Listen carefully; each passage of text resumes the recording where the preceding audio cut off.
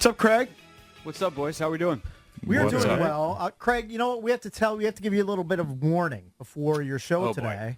boy. Okay. The fan base, at least, we kind of had to rouse them after a victory on the road to kind of participate in the show. Like, there's a little bit of malaise even after a win. Do you think that's because it was against a subpar opponent? Is because the Commanders didn't blow them out? Like, I don't know if they're really capable of blowing a lot of teams out. A little bit of malaise from the fan base, at least early. Tepid response. During the show today. Yeah, I mean, I feel like this game had something for everyone. It had something for the optimists, it had something for the pessimists. And, like, if you're optimistic about this game, you can look at about 3 plays that if they go a much more normal way, so to speak, like, okay, maybe you give up a 20-yard run instead of a 64-yard touchdown. If Sam throws the ball literally anywhere but to Kyle Duggar and they at least kick a field goal on the end zone interception. Like, you just take away those 2 plays, and this game's not remotely close at the end. Nevertheless, the Brian Robinson fumble, which is fairly uncharacteristic for him. So, like, there's a couple of plays that you go, man, if they just make those plays, which they normally make, and even they normally make them, not like, oh, the Eagles would make them, like this team normally makes them, then it's a 27-10 game and you feel really good about it. And everyone's, going like, oh, maybe they are going to be all right in the end. Maybe the Eagles game was a bounce back and it's just the Eagles are that good. But if you're a pessimist, it's like the final score was 20-17 and the Patriots stink. And so it's pretty easy to look at it that way too.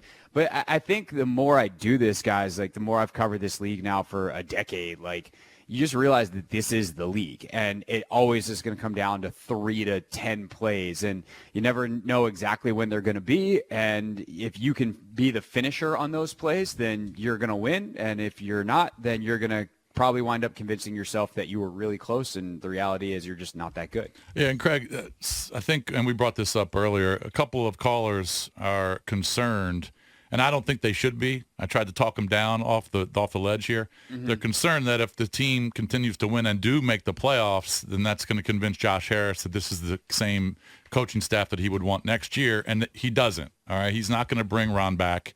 He's not going to bring Del Rio back. Bieniemy, that's a wild card. I don't know.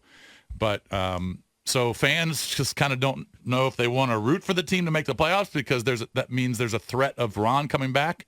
Or if they just want to keep losing, that means Ron's gone, but Hal still, gets better and better and develops. And that's kind of confusing to me. If you want to see your quarterback play well, that means he's probably going to lead you to wins. So I don't know where fans stand on that, but I think fans need to realize Josh Harris is going to make a coaching change.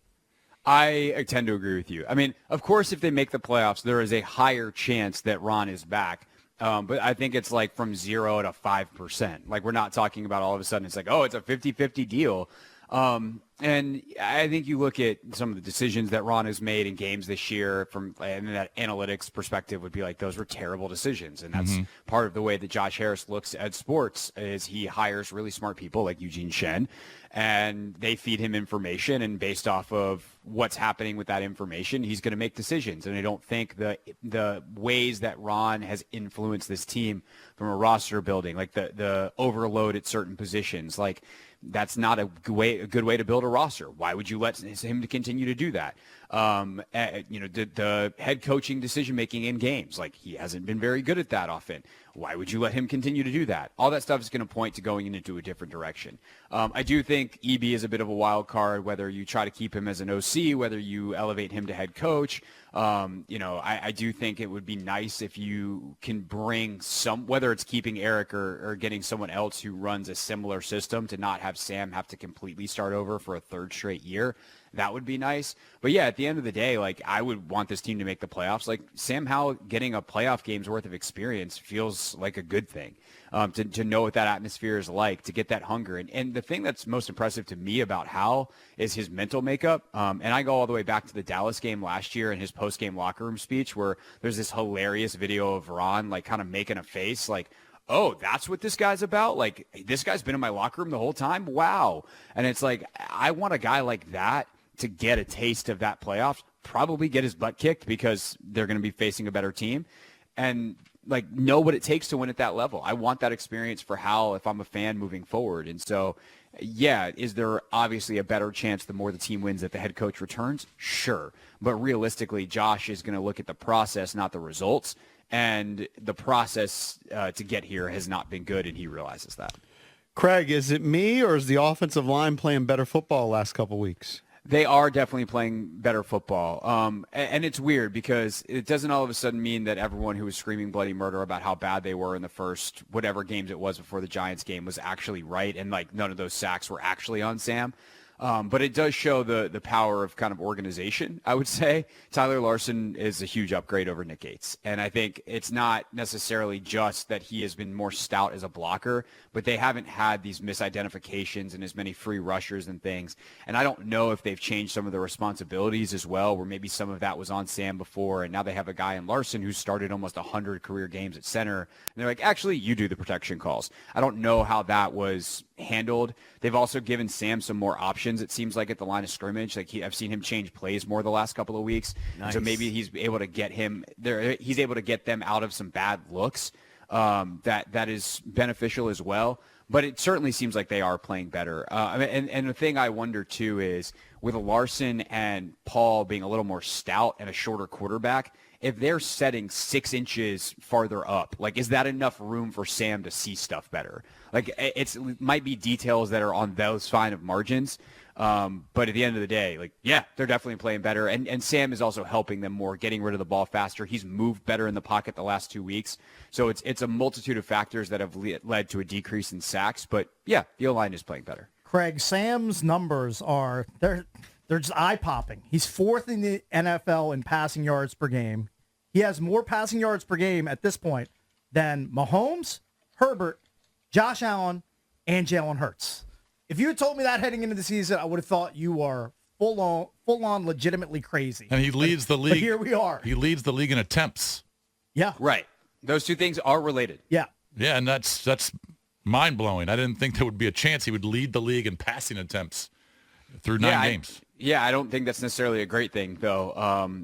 But he's done well with it. Like, all things considered, me saying, like, he should not be having that many pass attempts and, like, that's not actually a good thing for the health of, like, the football team and the offense doesn't mean that Sam hasn't done remarkably well given those circumstances. The reason that you would hope that they're running the football a little bit more is because he is so young and you don't want to put that much on his plate. And yet here he is, like, playing really well and continuing to get better and clearly able to cut some of the mistakes and learn and not get dissuaded or discouraged by some of the mistakes you make when you just throw it that high of a volume. But at the end of the day, man, like, he's been impressive. And we were talking about this last night on our Take Command post-game show that Logan and I do on YouTube that is also now out is in podcast form for anybody that wants to check it out this morning. But he doesn't just show, like, franchise quarterback that can kind of get you by. And, like, I don't know, are we going to be asking if he's actually the guy for a decade and while he's the guy and then all of a sudden it's over and nothing good happened? It's like, he's going to be one of those guys, or does he actually maybe have the potential to be special? And he does some stuff that's pretty special, from tight window throws to the way he moves and is able to keep his eyes downfield and throw on the run, the different arm angles, the creativity, some of the red zone execution, interception notwithstanding yesterday. Like, he's got some stuff that makes you think he could potentially be a top 10 quarterback in the league. We're still early in this process. I like that. It's like, we're not there yet. He's got to do it consistently, because how good is your good isn't the question. It's how consistently do you produce it. But, man, his good is really good, and that's very exciting, I think, moving forward. I love it. People aren't referring to him as the 5th-round draft pick anymore. It's just... Well, think about this, EB, right? Like, if he was your first-round pick this year or last year, pick one, first or second, and we were evaluating him through that lens, not the 5th-round pick, we'd still be pretty pumped with the results. You'd be thrilled. Absolutely. You'd be like, oh, this guy's it. We did it. Yeah. Hooray. Yeah. Everyone's just waiting for the bottom to fall out because they're waiting for 5th-round pick status to kick in. And I'm sorry, he just, he was underdrafted. Yeah, he should have been drafted but higher. now what he's doing is he's forcing whatever new regime comes in to look at him and say, well, this is probably our guy. Because they're not going to be picking high enough to get Caleb Williams or Drake May or, they're going to probably go with Sam Howell, whoever comes in, whether it's Ben Johnson from Detroit or... If they had to make the decision right now, I think they would. Probably. But he still needs to keep stacking good games. Right. You can't just have the wheels fall off. But, he's forcing the conversation of, you have to consider me seriously as the number one guy. No doubt about it. And here's the thing, let's also be clear about this. One, we're only halfway through the season, and we've seen guys get hot and then the wheels fall off, and that's still very much possible. And, whether it's interceptions or taking a bunch of sacks, I think there's ways where I could see that happening. And the other thing, too, is, let's also be very clear that if he is successful, this will be bucking a massive trend. Quarterbacks at his size do not succeed in this league. And there's probably reasons why. And it's not, is some of it, bias of, it doesn't look great getting off the bus? Sure. But at this point, considering how badly teams want to win, they're willing to take risks. They're willing to try stuff if they think someone's worth it. And you see sometimes balls get batted down, or he doesn't see things as clearly because there's 6'4" linemen in front of him and he can't see over it. There's reasons shorter quarterbacks haven't succeeded in this league. But if you can figure out how to navigate that stuff, a la Drew Brees being the absolute best example, or some, not quite as good as a Hall of Fame all-time NFL leading passer version of it, can he be successful? Absolutely. It would just be bucking a trend, and I think that's good perspective to kind of keep us grounded and keep in mind while we watch the back half of this season and finish this evaluation. Hey, what's going on with Dotson's drops? I mean, I still love him, but I don't know, man. I remember I was sold this bill of goods. The guy never dropped the ball. Remember, the first year, everybody talked about it. He just never drops balls, and he's just kind of dropping some every week. And I know it's a hard league. It's easier said than done, but I don't know.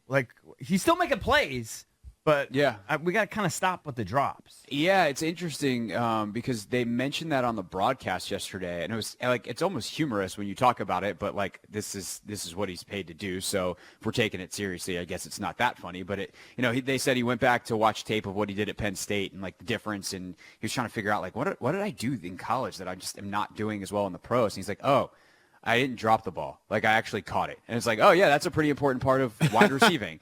And you look at a guy like Jalen Reagor on the Patriots yesterday, right? He drops that ball in the post, and it's why can this guy never put it together? He's so quick. He's so fast. He seems to have everything, but he doesn't catch the ball well. And that ultimately is the number one thing that a receiver's got to do is when the ball comes your way, do not let it hit the ground. And I think it's just taking more times on the jug machine. It's probably a little bit in his head. So can he stack some good games where he doesn't have any drops and hopefully it kind of self-corrects. But he seems to, I would say, understand that and know the problem. He's identified it. How you fix it, time and effort. There's no real magic. I mean, if there's a technique thing, I'd hope their wide receivers coach can say, hey, you're not looking the ball in, or your hands are too wide, or, quit body catching or quit hands catching in these situations. Whatever it is, that's their job to fix it. But I think you definitely are on it, EB. I think the last 3 weeks, his route running and everything has kind of looked back to where we hope it would be. He looks like he has his legs back underneath him. Logan had a theory that, the preseason with how hard it was with EB, that maybe he didn't know how to tempo it quite as much as some of the veteran guys, and he might have worn himself out a little bit. But he seems like he's got his legs back. He's getting separation. He's making plays. But imagine if on his 8 targets yesterday, he had 6 catches instead of 4, again, another way, and with that, where that game is not nearly as close. How are you feeling about the Seattle game? Oh, man. It's going to be tough. I mean, you can't, here's what I would say. You can't play the same game you played against New England and expect to win against Seattle. They are way better defensively. And Geno, while he's having some turnover issues and there's some issues there offensively, it's not the best offense in the league. He's way better than Mac Jones. And that's the other, pessimist view of yesterday's game is if Mac Jones just makes a couple of plays, or Juju Smith-Schuster can catch a football, or Jalen Reagor can catch a football, then you might lose that game. And Seattle's got dudes that can catch. So I do think it's going to be tough, but I think this team is up for it. The one thing I will say about Rivera's tenure is these guys, they never give up on him. The competitive character is always high. So I think they'll go out there, they'll compete. I think they like playing on the road. They like the underdog thing. But talent-wise, I do think Seattle, I will probably wind up picking Seattle this week. That's Craig Hoffman. Check out his show, The Craig Hoffman Show, 4 till 7 on the Team 980. Thanks, pal. Talk to you soon. Thanks, boys. Be well. Thanks, Craig.